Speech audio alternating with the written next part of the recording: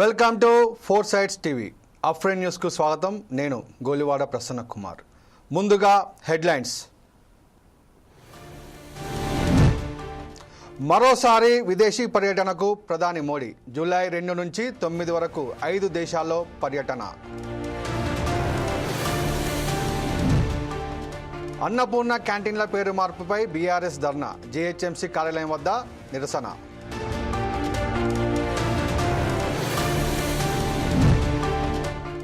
మాజీ మంత్రి కాకానికి స్వల్ప ఊరట. గ్రానైట్ అక్రమ తవ్వకాల కేసులో బెయిల్ మంజూరు.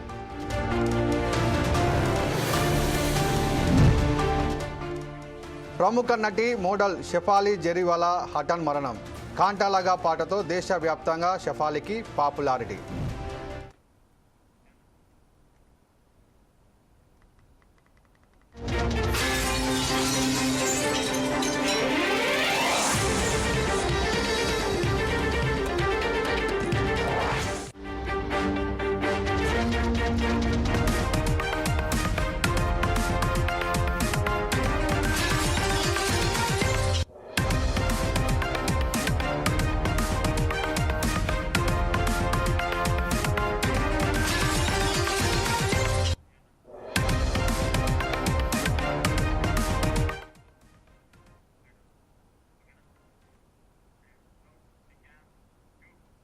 బులెటిన్లో బ్రేకింగ్ న్యూస్ చూస్తున్నాం.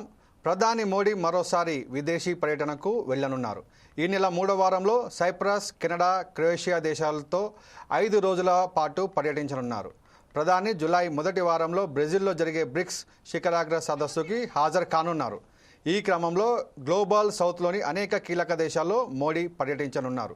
ఈ దేశాలతో భారత్ సంబంధాలను మరింత విస్తరించేందుకు జూలై 2 నుంచి 9 వరకు 5 దేశాల్లో పర్యటిస్తారు. 8 రోజుల పర్యటనలో భాగంగా ప్రధాని మోడీ బ్రెజిల్తో పాటు Ghana, Trinidad Tobago, Argentina, Namibia దేశాలను సందర్శించనున్నారు. తొలుత మోడీ ఘనాలో పర్యటిస్తారు. 3 దశాబ్దాల కాలంలో భారత్ నుంచి ఘనాకు వెళ్తున్న మొదటి ప్రధానిగా మోడీ రికార్డు సృష్టించనున్నారు. 2 దేశాల మధ్య ఆర్థిక, ఇంధన, రక్షణ సహకారంపై చర్చలు జరగనున్నాయి.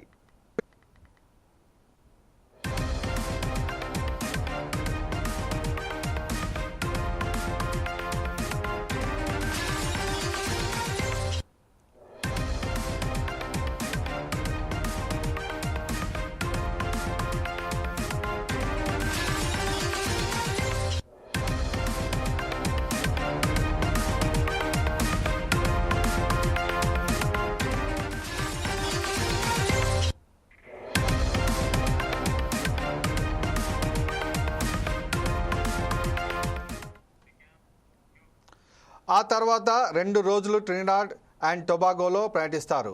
1999 తర్వాత భారత ప్రధాని ఆ దేశానికి వెళ్లడం ఇదే తొలిసారి. ఈ పర్యటనలో ప్రధాని మోడీ ట్రినిడాడ్ టొబాగో అధ్యక్షులు క్రిస్టిన్ కార్లా కంగాలు, ప్రధానమంత్రి కమ్లా పెర్షాద్ బిస్సెనర్తో చర్చలు జరుపుతారు. మోడీ ఈ ద్వీపదేశ పార్లమెంట్ సంయుక్త సమావేశంలోనూ ప్రసంగించే అవకాశం ఉంది. తదుపరి అర్జెంటీనాను ప్రధాని మోడీ సందర్శిస్తారు. రక్షణ, వ్యవసాయం, మైనింగ్, చమురు, గ్యాస్, పునరుత్పాదక ఇంధనం, వాణిజ్యం మరియు పెట్టుబడి వంటి కీలక రంగాలలో భారతదేశం, అర్జెంటీనా భాగస్వామ్యాన్ని మరింత పెంపొందించడానికి అధ్యక్షులు జేవియర్ మిలేతో ప్రధాని మోడీ విస్తృత చర్చలు జరిగే అవకాశం ఉంది. ఇక Brazil president Luiz Inacio Lula da Silva ఆహ్వానం మేరకు రియో డి జనీరోలో జూలై 5 నుంచి 8 వరకు జరిగే 17వ బ్రిక్స్ శిఖరాగ్ర సమావేశంలో మోడీ పాల్గొంటారు. తదుపరి నమీబియా దేశంలో మోడీ పర్యటించనున్నారు. ఆ దేశ అధ్యక్షుడు నెతుంటో నంది నదిత్వాతో ద్వైపాక్షిక చర్చలు జరుపుతారు. నమీబియా పార్లమెంట్లోనూ ప్రధాని మోడీ ప్రసంగించనున్నారు.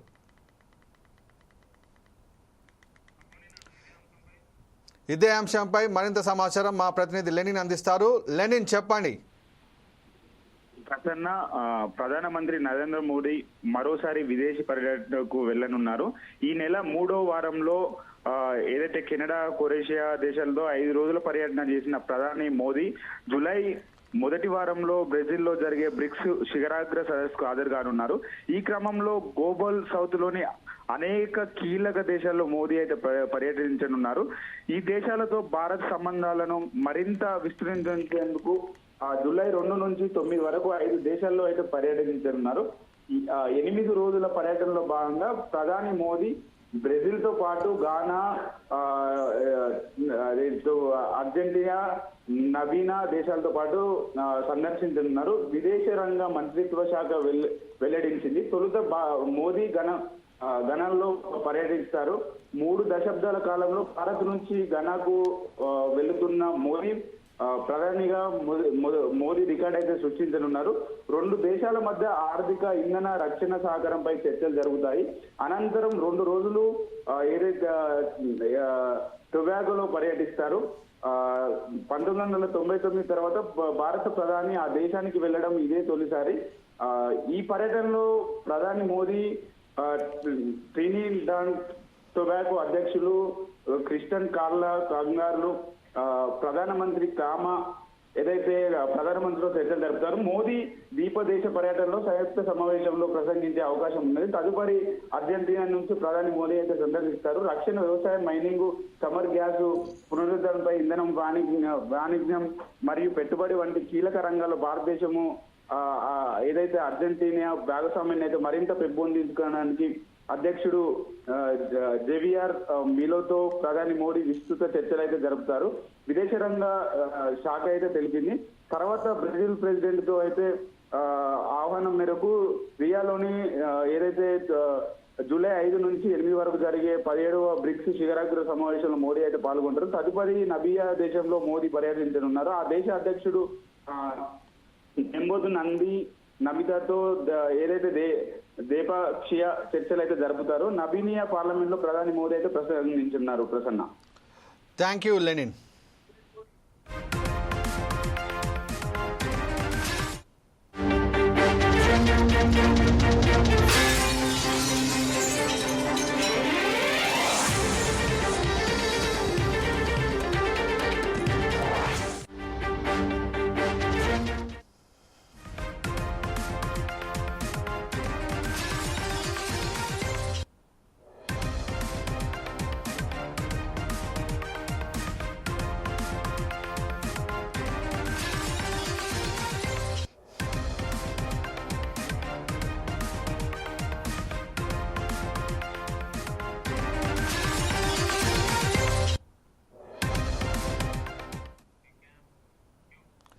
ఇందిరమ్మ ఇల్లు మంజూరైన వారికి బిల్లులు రాకుంటే తన ఇల్లు అమ్మైన వారికి ఇల్లు కట్టిస్తానని మంత్రి వాకిటి శ్రీహరి అన్నారు. ఇందిరమ్మ ఇల్లు మంజూరైన లబ్ధిదారులకు మక్తల్లో కలెక్టర్ సిక్తా పట్నాయక్తో కలిసి ప్రొసీడింగ్స్ అందజేశారు. ఇండ్ల నిర్మాణం ఎంత త్వరగా ప్రారంభిస్తే అంత త్వరగా బిల్లులు వస్తాయన్నారు. బిల్లులు రాకుండా నిర్మాణాలను పూర్తి చేసే బాధ్యత తాను తీసుకుంటానని స్పష్టం చేశారు. ప్రతి పేదవాడి సొంతింటి కలను నెరవేర్చాలన్న లక్ష్యంతో ప్రభుత్వం ఇందిరమ్మ ఇండ్లకు మంజూరు చేస్తోందని చెప్పారు. నియోజకవర్గ అభివృద్ధి కోసం 600 కోట్ల రూపాయలు తీసుకొస్తానని చెప్పారు.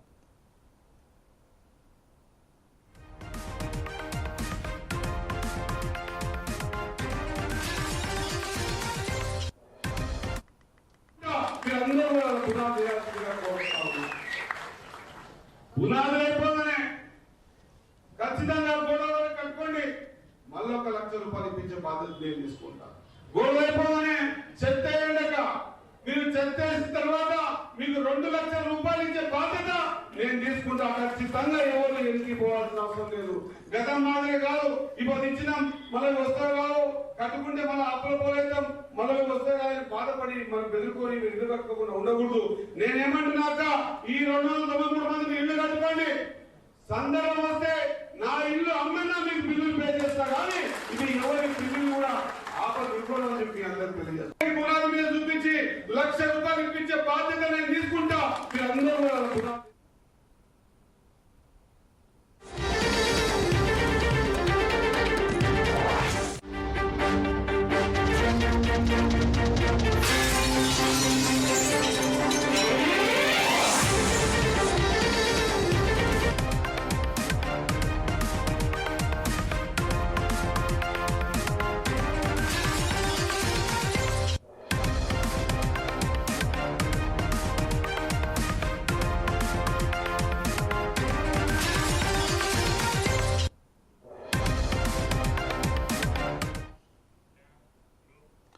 ₹5 పేదల కడుపు నింపే అన్నపూర్ణ క్యాంటీన్ల పేరు మార్చాలనే జీహెచ్ఎంసీ స్టాండింగ్ కమిటీ నిర్ణయాన్ని వ్యతిరేకిస్తూ బీఆర్ఎస్ కార్పొరేటర్లు ధర్నాకు పిలుపునిచ్చారు. అన్నపూర్ణ క్యాంటీన్లను ఇందిరా క్యాంటీన్లుగా పేరు మార్చే కుట్రను అడ్డుకోవాలని వారు డిమాండ్ చేస్తున్నారు. జీహెచ్ఎంసీ కార్యాలయం దగ్గర నిరసన వ్యక్తం చేయనున్నారు. గ్రేటర్ హైదరాబాద్ చెందిన బీఆర్ఎస్ ఎమ్మెల్యేలు, కార్యకర్తలు ఈ ధర్నాలో పాల్గొని మద్దతు ప్రకటించనున్నారు. మరోవైపు బీఆర్ఎస్ కార్పొరేటర్ల ధర్నాకు పర్మిషన్ లేదని పోలీసులు తెలిపారు. నగరంలో శాంతి భద్రతలకు విఘాతం కలిగించొద్దని సూచించారు. ఇప్పటికే జీహెచ్ఎంసీ కార్యాలయం దగ్గర భారీ పోలీసులను మోహరించారు.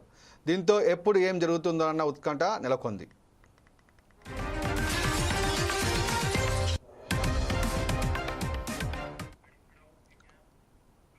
ఇదే అంశంపై మా ప్రతినిధి లెనిన్ ఫోన్ ద్వారా వివరాలు అందిస్తారు. లెనిన్, చెప్పండి. ప్రసన్న, ఏదైతే హైదరాబాద్ లో గ్రేటర్ లో ₹5 మధ్యాహ్న భోజనం అందిస్తున్న అన్నపూర్ణ కేంద్రాల పేరును మార్చనున్నారు.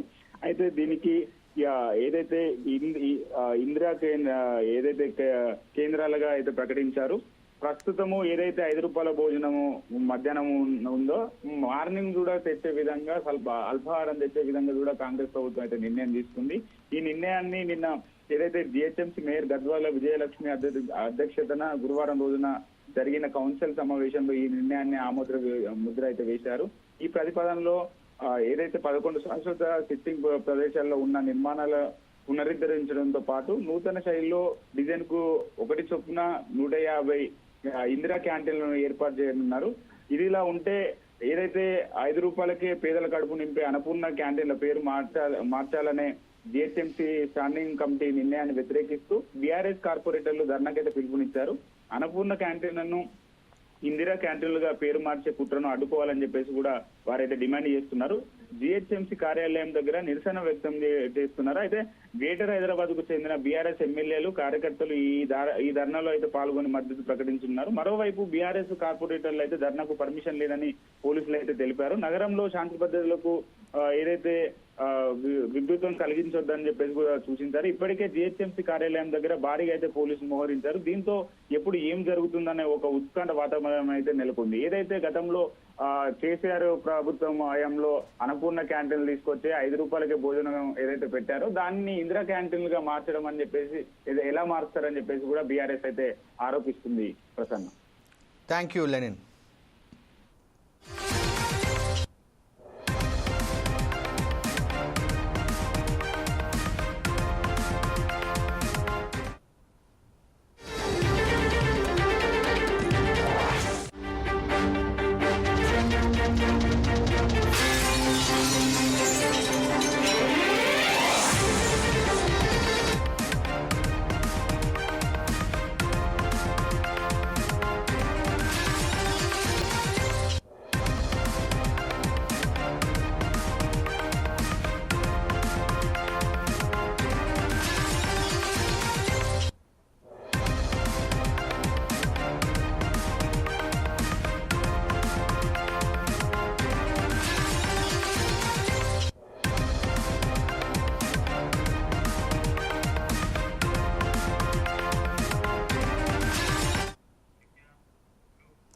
వైసీపీ నేత, మాజీ మంత్రి కాకాని గోవర్ధన్ రెడ్డికి స్వల్ప ఊరట లభించింది.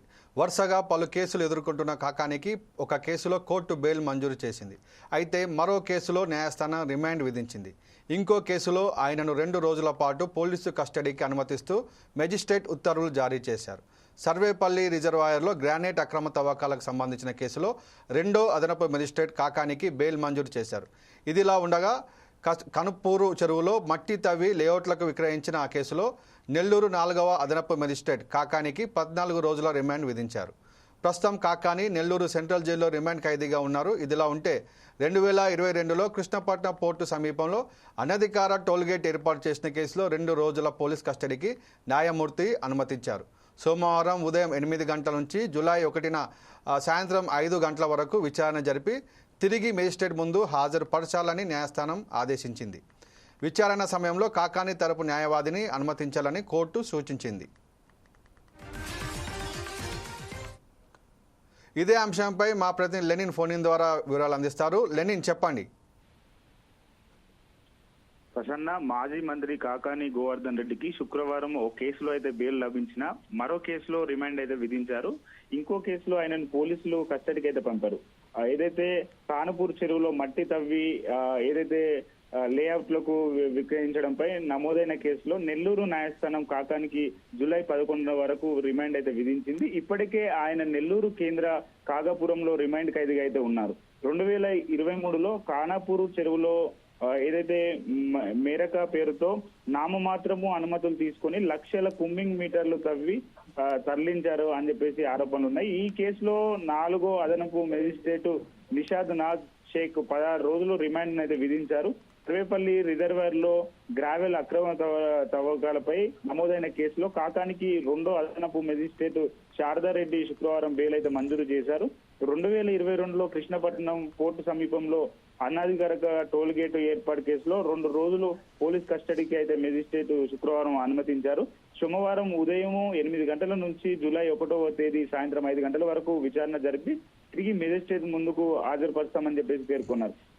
అయితే విచారణ సమయంలో కాకాని తరపు న్యాయవాది అయితే ఏదైతే అనుమతించాలని చెప్పేసి కూడా సూచించారు. Prasanna, thank you Lenin.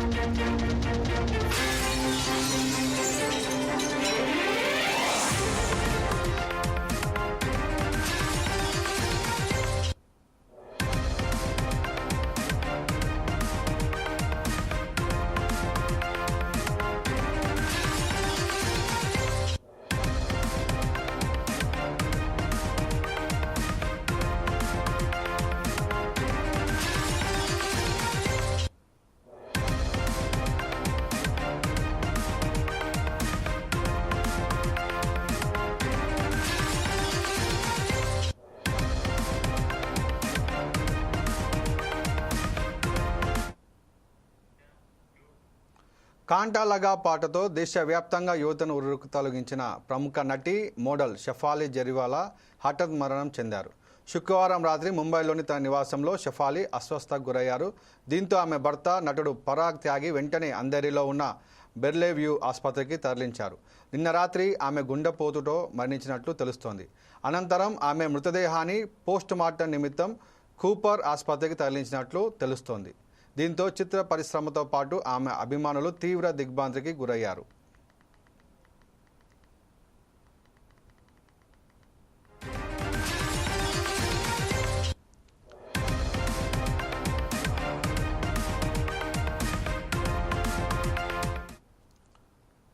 Shefali Jariwala 1982 December 15న గుజరాత్లోని అహ్మదాబాద్లో జన్మించారు. ఆమె తండ్రి పేరు సతీష్ జరీవాలా, తల్లి పేరు సునీత జరీవాలా. 2014లో షెఫాలి టీవీ సీరియల్ నటుడు పరాగ్ త్యాగిని వివాహం చేసుకున్నారు.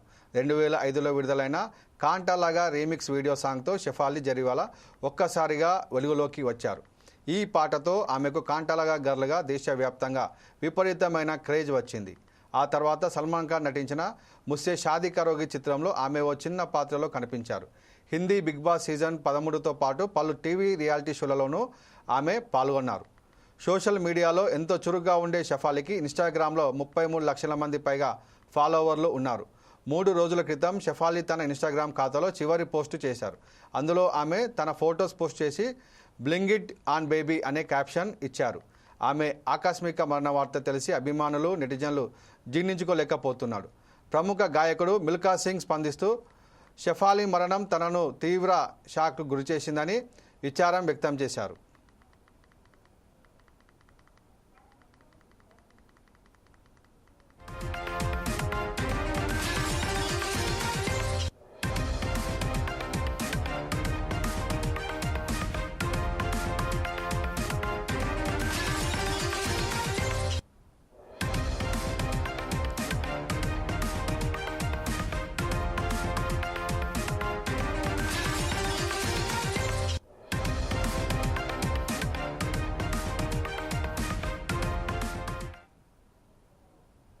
ఇవి ఈ బులెటిన్ విశేషాలు. చూస్తూనే ఉండండి 4 Sides టీవీ.